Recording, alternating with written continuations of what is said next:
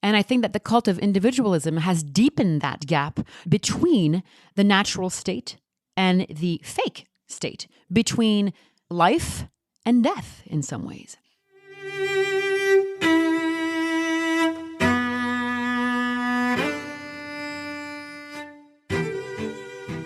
Hello and welcome.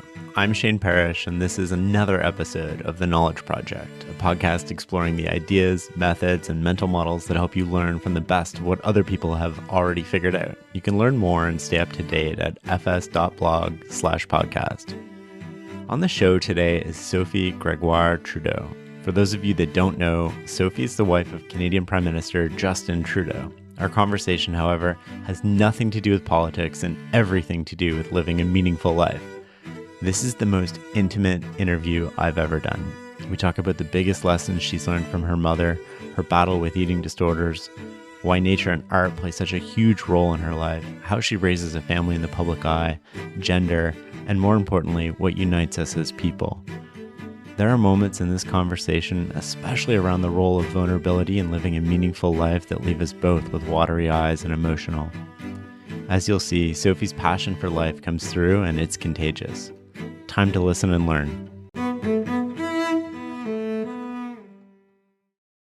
I want to start with a question that I've always wondered. What's the biggest lesson that your mother taught you? The biggest lesson my mummy taught me.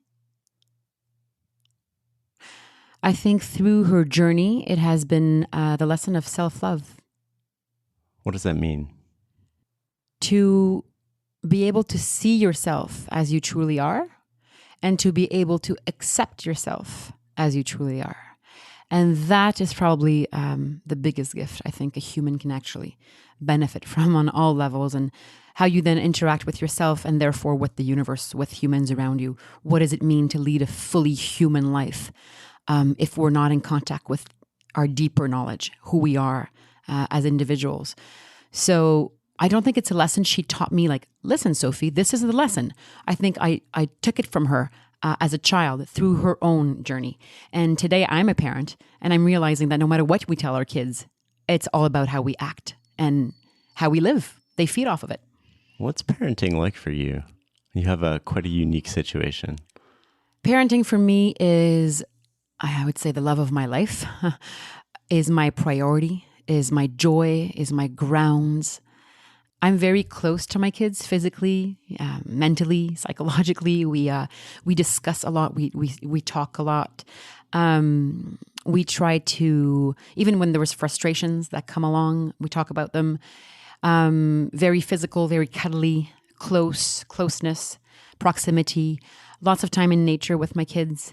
When those moments arise in a very chaotic rhythm that our lives are all in, and yes, my life is in a unique context right now, I must say that I pinch myself. And I'm somebody who loves life. I'm an only child, and I grew up kind of thinking in my head, and also my parents telling me, hi, just say, hi, my name is Sophie, would you like to play? I still have that in me. I still want to, play with my kids. And that's where I experience deep joy. So it's not something I think about, something I just fully live. How much harder is that, doing all of this in more of a public spotlight than most families? So yes, the public spotlight is part of our lives. That's true, but it's not our lives. And we talk about Daddy's job, being the Prime Minister of Canada. And one day he won't be Prime Minister of Canada. It will be somebody else. And who are we? What do we stand for? When nobody's watching, when there's no spotlight, no titles, no important events, no important people or whatever they are around us, who are we? Who are we in our core? I ask myself that question, always checking in. And I think that my kids know that they should be asking themselves that question to actually discover what they're made of. And whether Daddy's in that job or not, who are they? I think that's the most important. So when we are exposed, when we do go to a park and people are clapping with balloons or whatever, they look back to me sometimes and they'll raise their eyes or roll their eyes back and go, we know, don't get used to this. Because I'm like, one day nobody's going to be clapping and it's going to be a different life situation, and you will adapt because you have enough knowledge and education and love that you'll be able to adapt. It's my only wish for my kids, really. The rest doesn't belong to me, it belongs to them. Who are you as a family? When you think about those values and like who you are when nobody's watching, what does that look like? The same person as when everybody's watching. Thank you to the 40s. No, I've never felt like this was taking on a role. It became very organically organized, I would say, even if it's organized chaos, politics, and what it entails in some aspects of our lives. But when we started, everything became kind of like a natural extension of what I had already started in my life as a person, as Sophie, with, talking about women's issues and giving speeches. And there's nothing that I changed from one day to the other because we're in this job. My values are the same, but my surroundings are different. And there's security and, there's attention and it's intense. But I always go back to my center. I think that's what I've been looking for a very long time is how do I go back to my center? How do I actually find peace in my mind and my heart and be able to adapt to every single situation that life will throw at me? I think that's the main goal here. Is it harder to raise a family given the circumstances that you're in, do you think? Some people would argue that yes, it is harder, but it's my life. So I'm not going to start comparing it. I'm in it. I'm going to start living it fully. And it is treacherous by time in sometimes, and it is very demanding because there's lots of pressures and lots of demands and lots of requests and lots of work that I want to accomplish. And I do put pressure on myself because about 20 years ago when I started in television in Quebec, I was already used to the cameras and all that. That wasn't an issue. So all of that is not new. But when there was more attention focused on what I was doing, it was even more meaningful for me to be in contact with so many human beings that were telling us, because you're telling your story, we feel that we can tell our story. And that's my story about eating disorders and what I went through in my teenage years and how I'm healed. And I just want to help now. It's my only duty right now is to actually share the love and the knowledge that I got through my experience to be able to help others. So it's my life and I live it fully. I don't want to compare it with any others. When did you realize you had an eating disorder? First of all, I knew exactly what I was suffering from in those years. I was educated. I knew of it. We weren't talking about eating disorders much in those years. And we thought that they must be maybe a capricious moment in a fortunate adolescent life, which is totally a stigma, a taboo, and wrong. The truth is that eating disorders, like any other kind of compulsion, are rooted in fear and anxiety. And every single teenage person goes through those phases. We express it differently, but in the brain, the incentive reward system resembles many other types of addictions. So I was telling myself, you must stop this. Why are you doing this? But it's not that easy. It's a compulsion, and your brain is learning how to react and want it. So it was a tough journey, and I healed from it. And I learned in so many ways that this kind of adversity, or whatever your adversity is, and yes, of course, there's worse adversity than others, but you can't compare it. Because if one day you decide that you see your adversity as the nastiest, disgusting looking, gift wrapped in this nasty paper, you'll know that inside it is a gift. And that it's a gift for breaking open and looking inside and learning that self-love is possible and that you can offer it to the world. And I think that is a healing path for peace and more justice, because it completely changes the way that you perceive yourself and other human beings. And everywhere I go in this life, at the corner of the street or at the end of the world on a trip, not only do I not see differences, I don't feel differences until somebody talks about them or wants to make them something that separates us as human beings, which I think is not the right path for more peace on this planet. So it taught me how to live differently with myself and with others. And I think that I'm curious about others' journeys. I want to know. What were you scared of? You said that most eating disorders are a result of fear. When you go back to those days, like when I'm asked, when did you stop suffering from eating disorders. When you're in it, you don't think about that stuff and you don't write the date down. There are many reasons why I had anxiety. I think it's, teenage angst. I was an only child, so whether my parents gave me love because they did, you feel pressures in other ways, that siblings can share and can talk about. I couldn't. So I grew up with a father who was extremely performant. And he started from nothing, and he succeeded in many ways that we can describe as patriarchal in our society. And that put pressure on me as a young girl. I was always part of the boys because I was super sporty, and I liked stuff that was a bit scary, from barefooting to skydiving. And I really got along well with a gang of boys.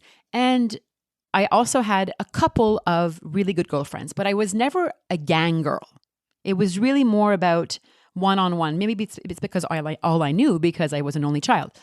And I think that, mix that up with all the culture that we were brought up in as somebody who's 43, born in 1975, where there are still so many paradoxes between the emancipation of women and girls and the barriers that we still face on this planet, whether they are physical or mental.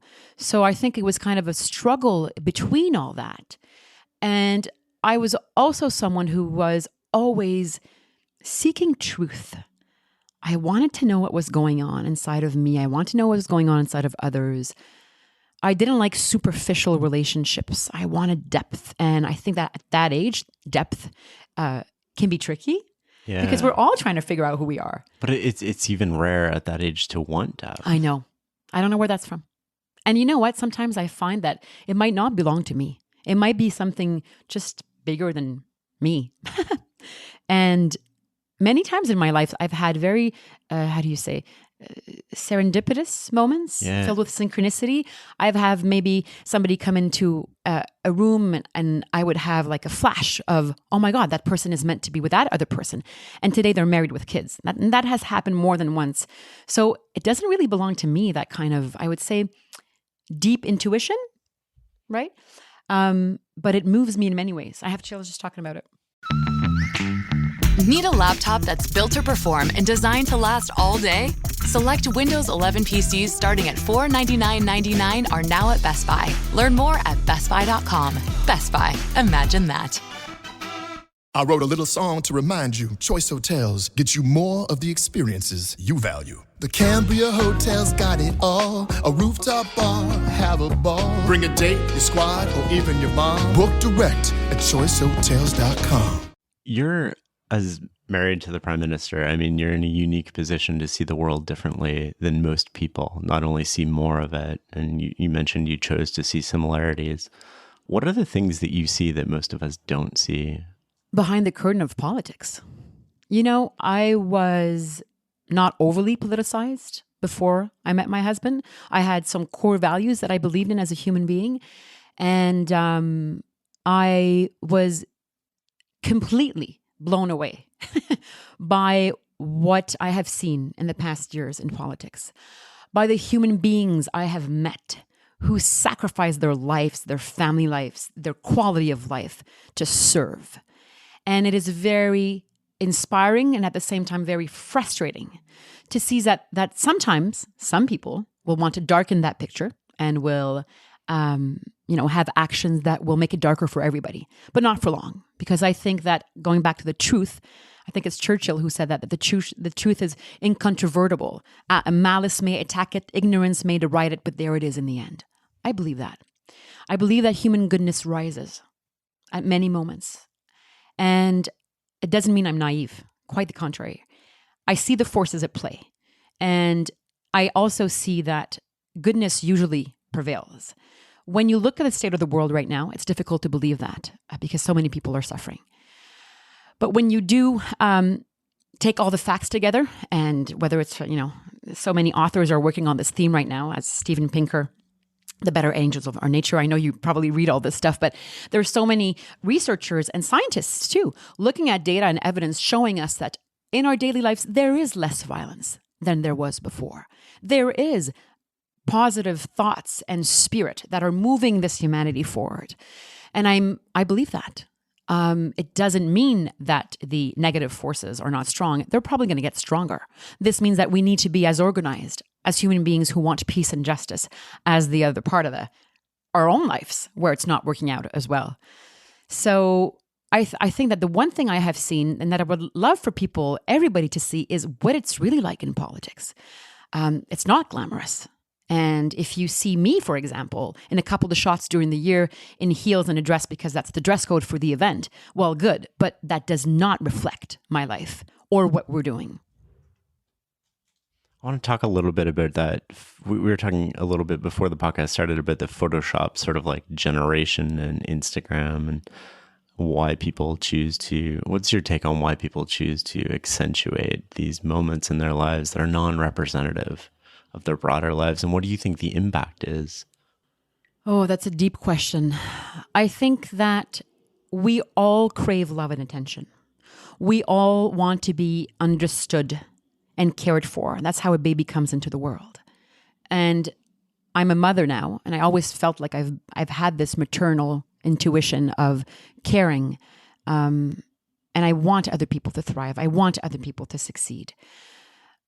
But I see that in a world where, in a culture of individualism, where we have been taught that we're never enough, and where we have been shown visually models, quote unquote, people or concepts of perfection, of obsession with youth, we are denying who we are as mortals, as human beings, as our condition per se, and how we come into this world. The flower grows and it dies, and it's the circle of life cycle. Yeah. It's kind of like we're denying that in some ways. And I think that the cult of individualism has deepened that gap between the natural state and the fake state, between life and death in some ways. Ageism, thinking about that gap between young people and older people. How do we see older people? What are we taught about them when we grow up? Where is that wise man or woman who should be transferring us her or his wisdom? Is that how we really live? I mean, in many Indigenous communities, that's how they live. And we have so much to learn about that. Because I think that as we are getting older very slowly, and when we are youth obsessed, we are losing spirit and wisdom and intelligence if we focus on that youth obsessively. And when, half of the planet is not eating adequately to be healthy, and we're looking at ourselves in the mirrors to think how we're going to fix this sagging under chin or whatever it is, lines, what are we doing? What are we actually showing of who we are? And it's a current. It's a strong current. It's normal. It's like we've normalized this obsession with our non-condition. I try to go back to that as much as possible. We're pulled in so many different directions that it's tough for especially young people to find their center. A lot of people say, just be yourself. What does that mean? Yeah. What does that mean to be yourself? It's a great concept. Makes me happy to hear it. But how does that articulate in our daily lives? And when I speak with young people, I'm always so inspired by what they tell me. And I always try to invite them to think about this, and not only young people, but also adults. When you left this morning or last night when nobody was looking, when you were alone in your bedroom or in your bath or whatever it is, we get quiet time, and mothers of 3 here, or any kid or kids, we all know that's very rare to have quiet time. But when we do have quiet time, as men, as women, as girls, as boys, how do we talk to ourselves? How do we feel? Are we kind, compassionate with ourselves? Or are we like, ugh, never good enough? That person has more. Why not me? It's like we're taught to believe that. We're taught to think that. Therefore, the brain kind of processes these messages and stays there because it almost becomes a comfort zone when it's totally not comfortable. And when you actually ask yourself, does this make me happy? Not a lot of people will say yes. And I think we live in an era where it's time to actually speak our truth and break open and open our hearts and say, how do you feel? Tell me the truth. Let's stop putting our heads into the sand and let's talk about the real stuff. You sound like somebody who's gone through negative self-talk, perhaps with the eating disorder, to maybe changing that vocabulary. What was the process for doing that? How did you go about doing I think that? it's like everybody's process. I don't think any human being doesn't go through negative thought patterns. I think we're taught it naturally and unnaturally through living in society, because we're not, like Thoreau said, living in a house in the woods alone by ourselves. So I think that we learn it through behaviors, through social dynamics. Sometimes our social contracts are not so clear. And I think for myself, I think life learned it to me. And I was ready to open up and look at myself truly in real light and see where I suffered and why. Was that because you were at a low? Like, what caused Absolutely. that moment? Yes, Yeah. absolutely. I was suffering. It was difficult. And And you had no outlet for talking about this, or? thank God I still had sports that allowed me to, in French we say relâcher le méchant. It means getting rid of like the negative. But I went through therapy. So deep provoking thought processes and heart opening. I wanted to understand where it was coming from. And yoga, meditation, perspective, maturity, motherhood, everything about life, I think you can learn from. And sometimes when the negative arises, because it arises in everybody's lives in different forms, I don't get scared of it. Whether it's critiques, I try to keep a distance from it and to create the same self-respect and inner love that I have in stillness, in happiness, and in sorrow, so that I can always go back there. It's my home. That's who I am. That's who everybody is, by the way. This doesn't belong just to me. Everybody has that capacity for inner peace and inner love. And I always tell my kids, you have this home, you have this life, but you should have all of that in a miniature version in your heart. Take it in that grand scheme of things and put it in your heart in a miniature version and take care of it. Because that's the gift of life. And I'm getting emotional because it really is the gift of life. I want to go back to something you said about sort of two ends of the continuum between individuals and maybe our responsibilities to other people. And you called it, I believe, the cult of the individual. Can you expand on that and maybe those roles and how they change? You're listening too well. I only have one job. No, it's interesting that you put it under that light, because even if there is a continuum between the individual and the cult of individuality, they're not polar opposites, because we cannot have the cult of individuality without the individual. What I mean is that the culture that we have grown up in, let's say in the past, 50 years or more, has been centered on the potential of the individual to grow and to succeed, especially in a capitalist market. So to have opportunity to grow. That definition of success has been boxed into a narrow notion. By society. By society flows, by markets, by everything. And market forces are very strong. We have to see it as it is. And I think that with time, that idea of success has not contributed to potentially allowing us to bloom to our full potential as human beings, to collaborate, to respect one another, to flourish and being happy without comparing to one another, without thinking of drastic competition. And what I see now is that there's a backlash, and people are thirsty for no BS, authenticity, truth, connection, intimacy. I think we're all thirsty for that. A baby comes into the world needing that immensely. That's what connects us. Yes. What else? Yeah. And we forget, and I'll tell you this, I'm having chills again, because if I see somebody who's suffering on the street, for example, with my kids, we'll discuss this and I'll say, who was he as a baby? What happened along the way? And I think that every single time I see somebody suffer, an adult, where does that suffering come from? And how does it relate to me on the continuum? How does it relate to me? How can I relate to that or him or her? And when you start living that way, it's like you feel responsible for one another. If I'm somewhere and somebody gets hurt, I'm going to try to help, obviously.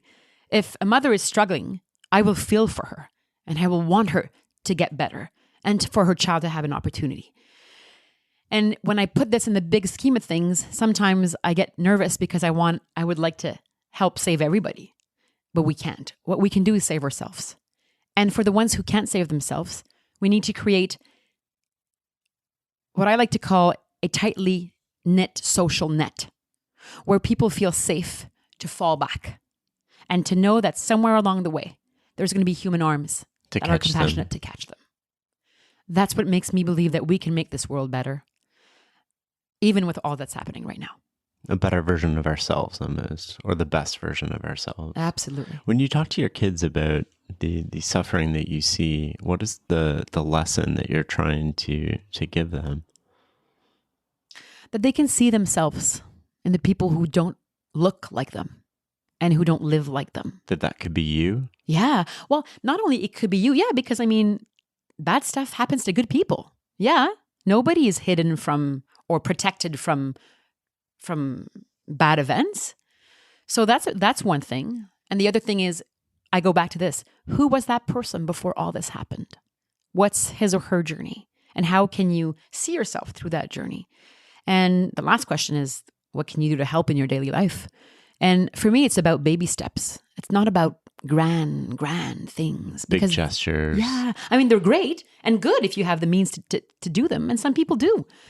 I actually think that, the richest people of the planet are in some parts realizing that they can make a big difference with their big money. And a lot of them are taking big actions. Amazing. Please continue. Yeah. But in our daily lives, I think it's the small stuff that makes a difference. Your presence. Are you present in your life? We read the newspaper or we don't. We hop on the bus. We're in a rush. We go to work. We don't have time. Time is of essence, and time is a luxury now.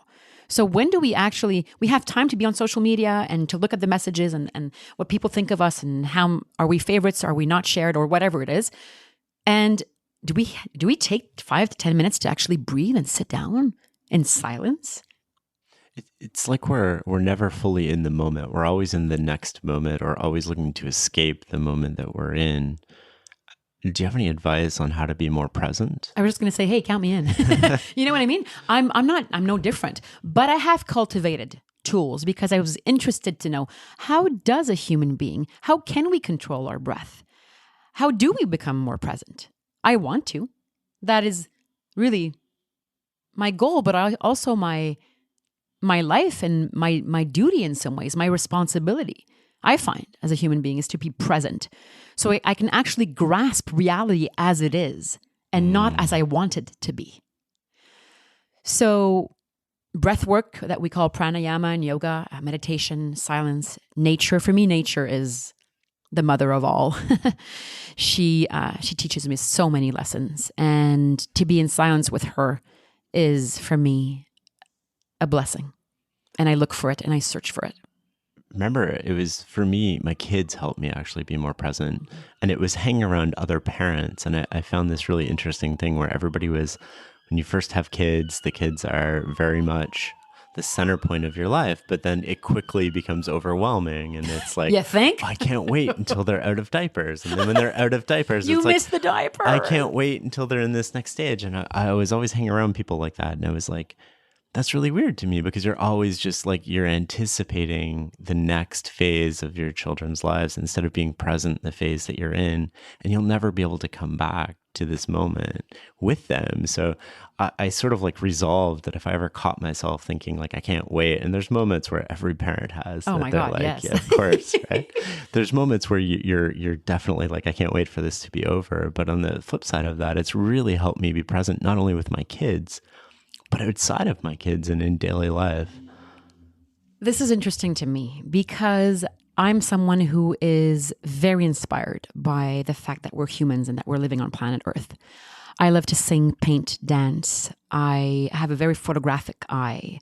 I'm in awe of what I see, whether it's good or bad. I'm curious.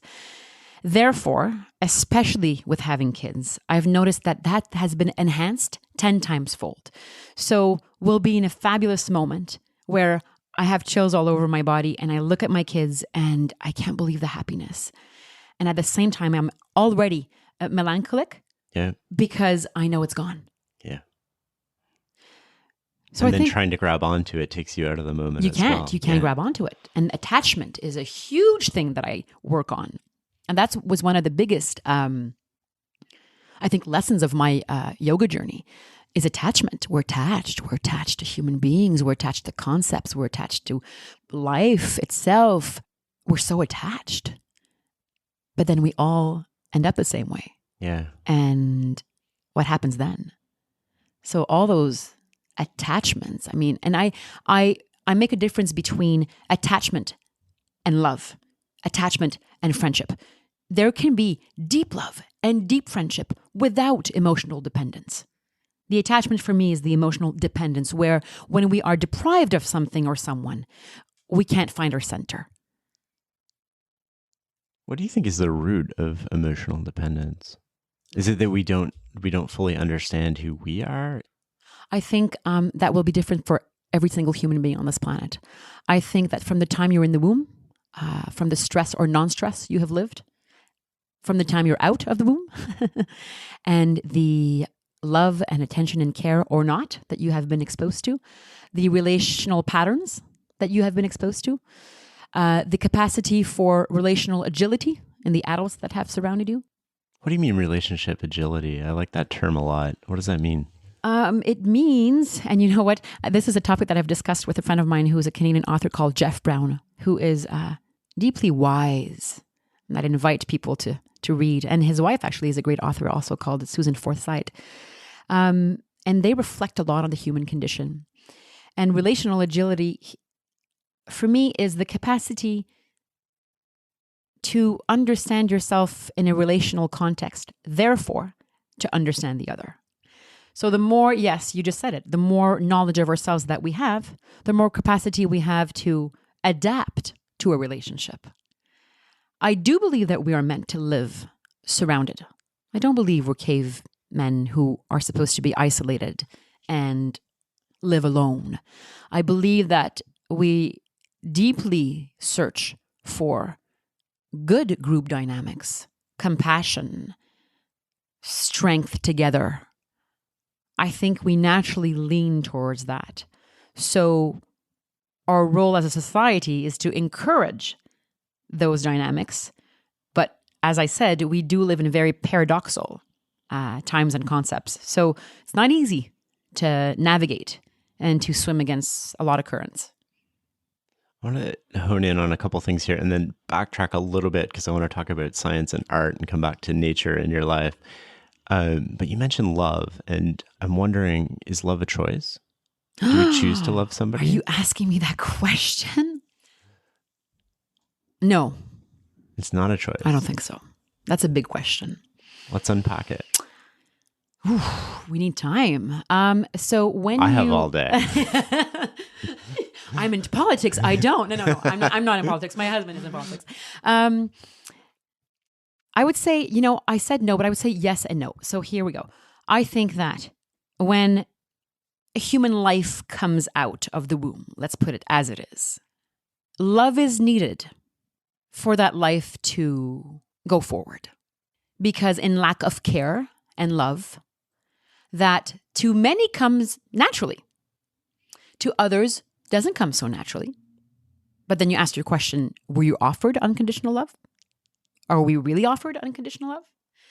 I think that we naturally are born to love and be loved.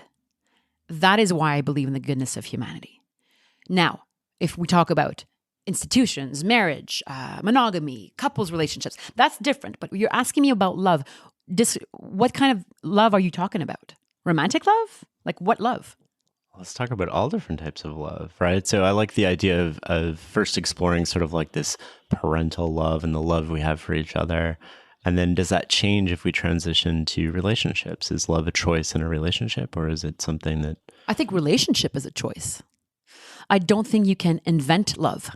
I think love invents itself. I think love fades, but wisdom, which for me is love, doesn't have to fade. There are different types of love, so therefore there are different answers to this question. But the most intuitive love, the one that comes out naturally between human beings, that is not forced or constructed, I think it exists. I think it might be even greater than the relationship. Do you believe in love at first sight? I believe in chemistry at first sight. I believe in a wisdom that you don't know where it comes out from in a moment, but it's there. I believe that the choice is what we make of it and how we decide to make it last. I think that's a choice, and it's not easy. Does that relate to you saying that love fades and then it's a choice to make it lasting? Or yes, I think passion fades. I think intuitive, deep, intrinsic, intuitive love, which encompasses, I think, compassion, empathy, self-love, self-respect. I think that can exist almost on its own. That it's almost greater than who we are. I like that. Right? And you can't possess it. You can't think it's yours. And it only can only exist when you don't possess it, when you actually let it flow and live. And that's a major life lesson because we go back to the concept of attachment. Even attachment to the concept of love can be one. I want to come back to the role of art and science, not only in our individual lives, but in culture writ large. What do you think? How do you think about that? With the relationship between art and science? Yeah, for the individual and for culture. I think that most artists are truth seekers. And not just artists, but the ones who choose to express through their lives their artistry. I think science allows us for truth to be respected. Because at one point you have to start arguing with a fact, right?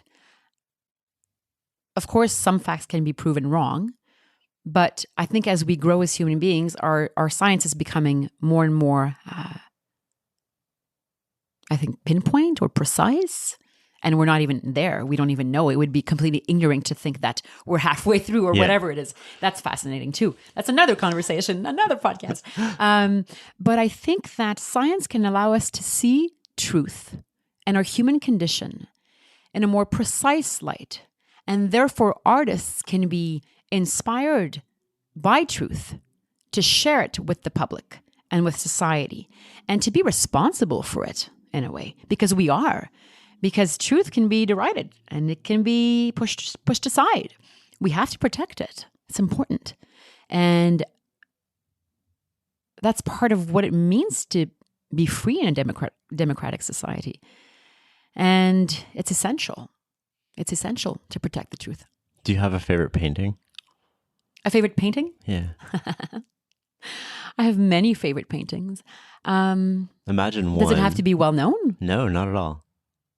That's tough. Because I would say one of my kids' paintings.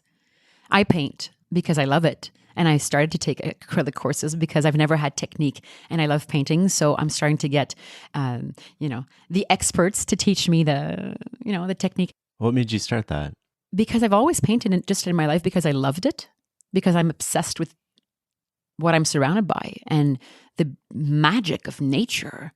Usually I'll paint nature. It just fascinates me, the colors, the forms, the shapes, the perspectives. Lauren Harris wrote, and he's the great Canadian painter, he said, "Light has no weight, yet one is lifted on its flood, swept high." When I read that, I'm like, okay, I'm not the only crazy person feeling this. And when I paint, it's how I feel. It's like you want to paint from a place in yourself where it's not you. It's just freedom and deep respect and bow towards life. And the paintings that come to mind are a lot of the Canadian painters, to be honest, and my kids' paintings, because they represent our history. Past is important. Present is the most important. And they reflect what we have gone through, but they always also reflect moments where human beings have been in such presence of beauty or suffering. That this is why art is so important, is that we never cover the truth. We let it rise and shine, and that we're not afraid of it, because what are we so afraid of? That's a question I ask myself often when there's conflict within myself or in the world, on this planet, and we see it. It's awful. What are we so afraid of? I still don't know. What sort of answers do you hypothesize? That we're not lovable enough? That we are not worthy enough? That others can take away from our happiness? That they are a threat for us to become who we are supposed to become? You cannot dissociate all of this with, religions and organized groups. And I believe that if we go back to what is sacred amongst us, and that we push away any kind of self-imposed or society-imposed thought process, we could discover truths about ourselves that would hit us so hard that we'd feel almost carried and protected and loved and cared for without having even that person beside us. I think it's greater than that. I don't think you're crazy at all. Good. Well, that's reassuring.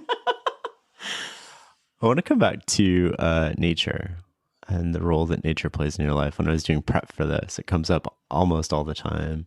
Talk to me about not only why you choose to spend so much time in nature with your kids, but what that does for you. It heals. How? By being present. I think that nature will and has allowed us to be present as human beings in ways that you can't be as present in other contexts. We live in a country where nature is beyond sublime and large and vast. I'm a spokesperson for Fit Spirit, which is an organization that encourages young girls to continue sports in their teenage years, because 1 out of 2 Canadian girls will drop sports for many reasons. It's too boyish. They lack the self-esteem to think they're going to thrive, whatever. I think that nature allows us, whether it's a walk, it's a hike, it's a jog, it's a canoe, it's a kayaking, it's a water skiing, it's a skiing, it's a skating, whatever it is. And God knows that, or the universe knows, whatever you believe in, that in this country, nature is close to us. Even if you live in the city, we're pretty lucky. Oh, Ottawa's like phenomenal for this. Goodness. Most people don't understand that like everything is accessible. I know. And whether you have money or not, you can go to the river. You can look at the Canadian geese there. You can, look at the squirrels. You can look at the leaves changing colors. I am in awe all the time of the subtle intelligence of nature, which is greater than ours in many ways, but it nourishes us. And not everybody has the time to actually go for half an hour hike or walk in nature, during a day. And 5 minutes could do the trick. If we actually encouraged it between ourselves, if companies, institutions, schools, libraries, community centers, families, I think it's about education in a way. It all goes back to that. It's another part of education, but it's a part that we never think of consciously. Yeah, but most people, if you ask them, after exercising and after being in nature, do you feel worse or better? Like 99% will say better. And I ask that question often because I'm curious to know.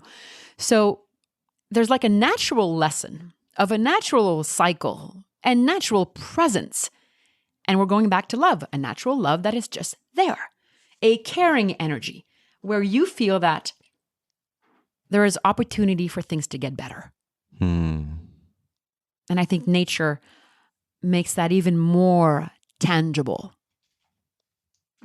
And that we have it here in this country. So we should really, really celebrate it and get our youth to get out there and have fun and not always want it to be about competing and competition. It's actually just about enjoying and looking and being present and feeling lucky.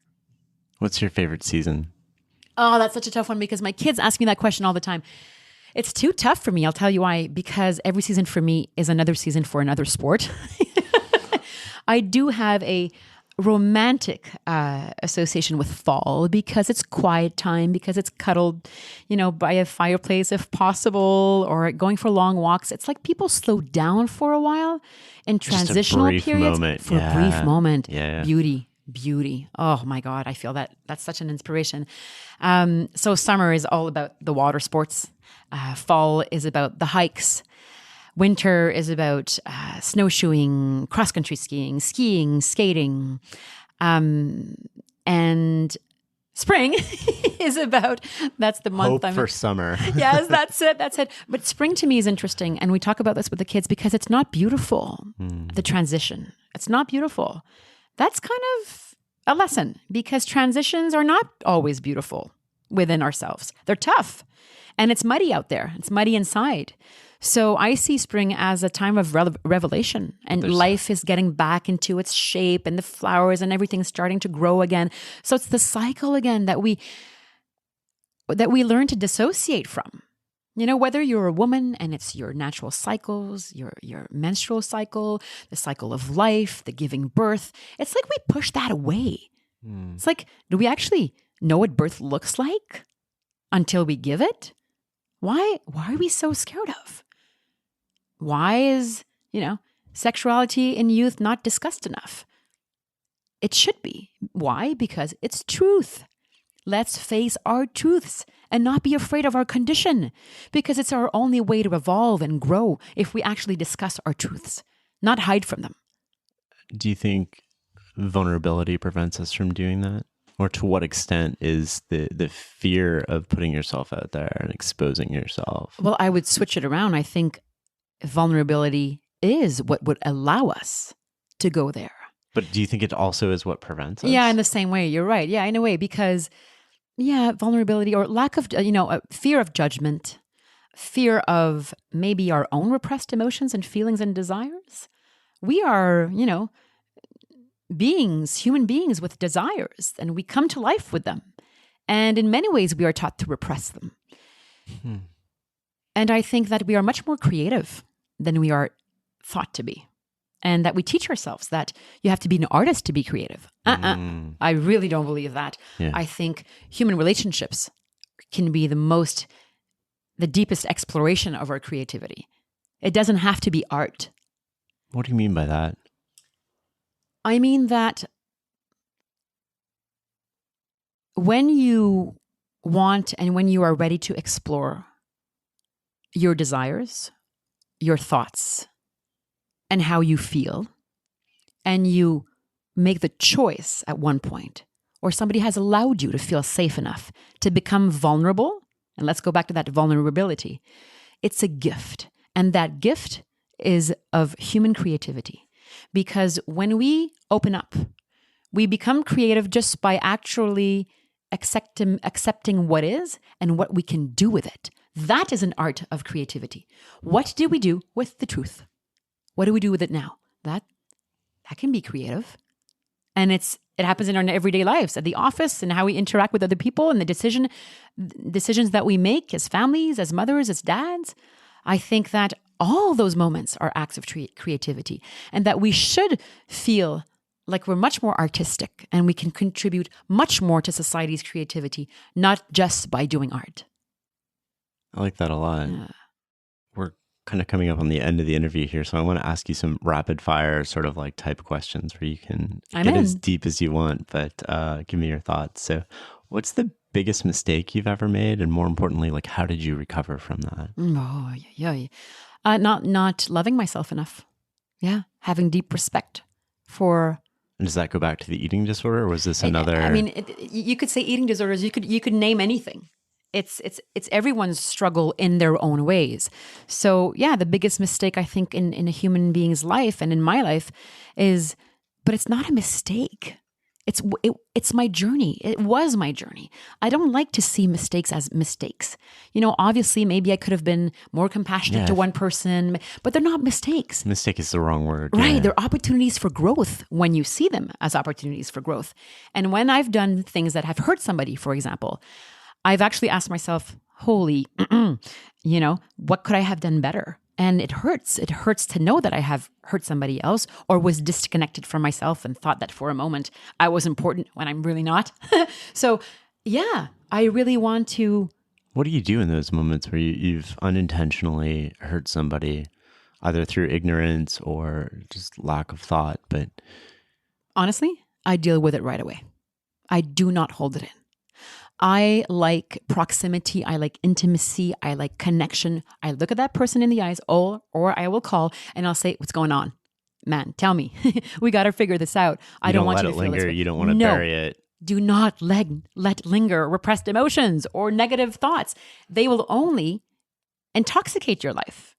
And most people want to talk about it. And most people don't want to encourage negativity within themselves or within others. So it's sometimes more simple than one might think. It's interesting you say most people would want to talk about it.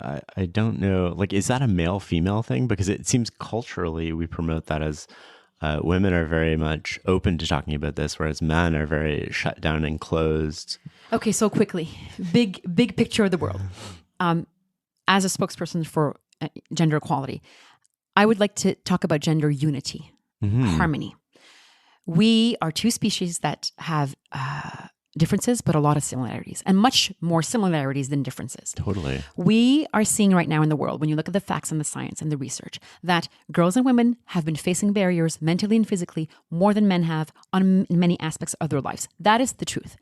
This being said, I got tapped on the head a couple of years ago or months ago because on International Women's Day, I had said, please invite the men in your life who treat you with respect and who see your potential and beauty and intelligence and wisdom, because those people, those wonderful creatures that men are also meant to become, are with us on this journey. And without gender unity and harmony, we will get nowhere. How is that controversial at all? Oh, can we? Okay. That's what I think too, but. Understood. The boys have also been living in a culture, and men, where they have been taught to repress what needs to be expressed. It is not fair. And I believe you are worth much more than that. And that we need this connection between men and women, whether we're just friends, acquaintances, or in a couple's relationship, where proximity, truth, and opening up to one another will actually determine how peaceful as human beings we will become. It all goes back to human dynamics between men and women and girls and boys. There's an article I wrote a long time ago on the website, but as I was going through my divorce, I realized I wasn't fully present with my friends.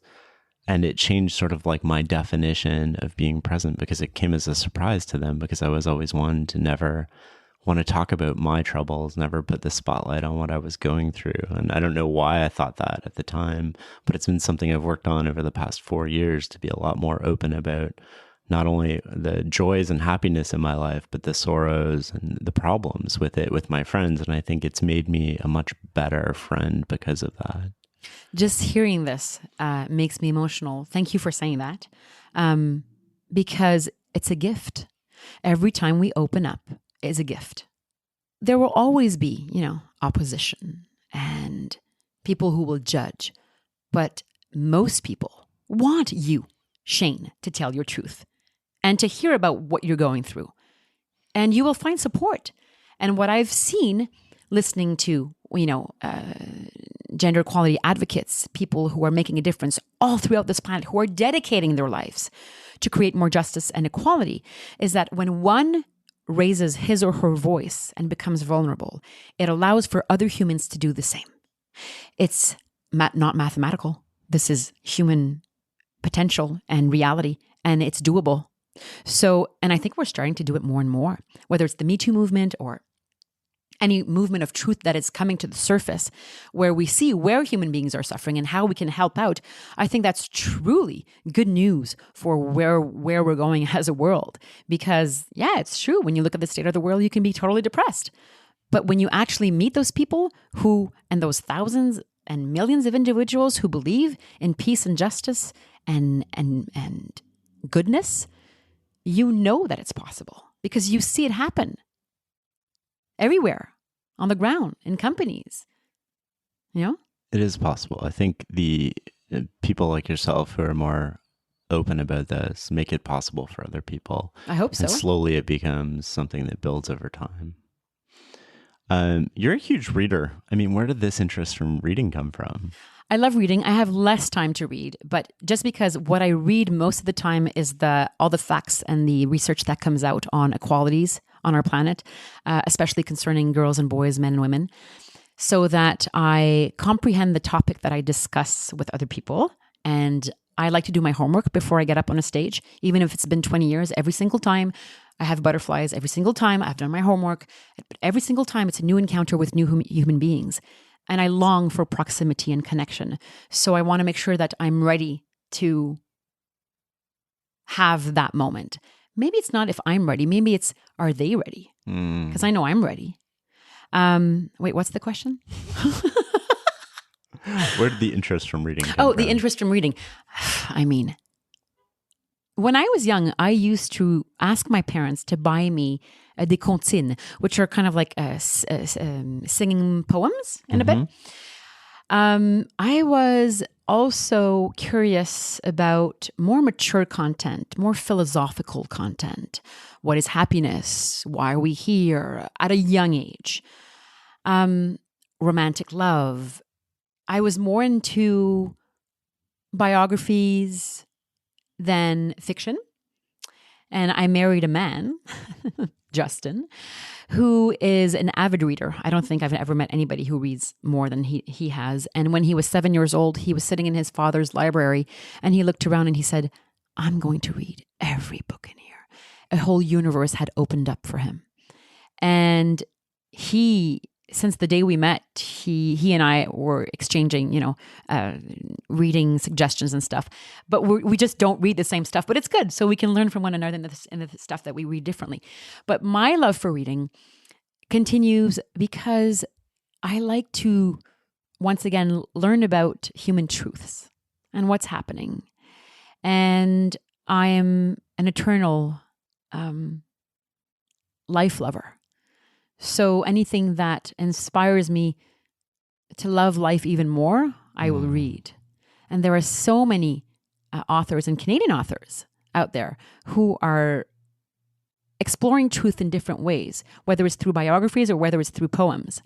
And I have them beside my, my bedside table. And I don't have, apart from work and all the reading on gender equality and human trafficking and what's happening socially in social contexts and on different levels on this planet, I'm so totally passionate about.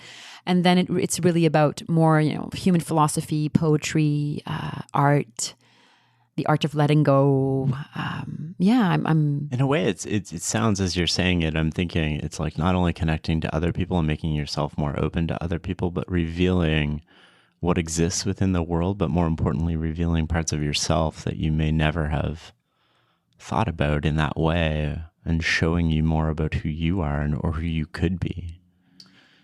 Maybe. Yeah. I think... Push back on that if you don't agree. No, I think that's interesting because if I'm willing to explore within me who I am, and it's not in a narcissistic way. It's actually in a way where I'm not sure what I'm going to find. Let's go see what's down there. And how do I express that? Whether it's, I love to write. Sometimes I'll walk down the street. I'll hear a melody in my head. I'll write the melody down with words. Sometimes it will be, I'll look at a flower or my kid blowing on a daffodil, those called in English? Dandelion? Yeah, dandelion. Yeah. And it's all those little moments of sharing a smile with a stranger or whatever it is. and I'm inspired. I just don't know where it's from, but I'm constantly inspired. And that translates into self-exploration. And it allows me to, you're right, to maybe explore in a way that is, I don't think I possess the answer. But if I feel like that about myself, then maybe the person that I'll talk to next will feel that energy and will feel safe enough to go there as well. So yeah, thank you for pointing that out. Maybe it's a contagious process in a way. I think that's one of the things about reading that people don't realize is you can explore yourself, and you can explore yourself in a different world, in a different universe, and sort of like discover different parts of you that connect you to the world that you're living in and the relationships that you're in and the person that you inspire to be, without having to do all of that trial and error necessarily in person. Well, it can be freaky to actually think, you know, when nobody's watching, when I'm alone, if I didn't live in this culture and in this kind of planet, who would I be? I love that. That's how we started this interview, which is like, who are you when nobody's watching, right? So it kind of comes full circle in terms of... chills again. Chills come back, so it's really full circle. We both had watery eyes during this interview. Yes, we did. Yeah. What do you do on a routine basis that has a positive, other than nature, because we've already covered that, but like what little habit do you have that other people would be interested in that positively impacts you? That, I mean, without thinking, it's kissing my kids, smelling their necks and their hair and having them close to me. But it's also talking gently to myself, breathing, taking time to sit down for 5 to 10 minutes and breathe and try to, sometimes I imagine my thoughts in my head that you can like pull them out, and it's all space, and that space is pure, it's untouched, and it's every day to renew again. What am I going to put in this body, in this mind, and in this heart, so that this day is better and can create better for other people? Like to start kind of like on a blank slate every day, even with everything that we know and feel. It's possible. So the habit of actually taking perspective, maybe, even for 5 minutes, even for 2 minutes, even on a bus ride where you close your eyes and you feel that I'm actually surrounded with people I don't know here and nothing's happening and it's peaceful. Yeah. I'm actually driving down the highway at 120 kilometers an hour and nobody's hitting one another. There must be something that's keeping us in love of who we are in the less narcissistic way possible. That we are responsible for one another as a whole, as a community, as a country, and as a world. Last question. It's a big one. But I want to end with this because I really want to hear your thoughts. You're such a deep thinker on this stuff that I think it'd be amazing, which is, how do you think about the meaning and purpose of life? I told you it was a big one.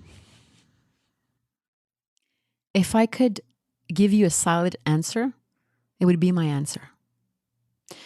Because no words of our language will ever grasp the magic of what it is to be human.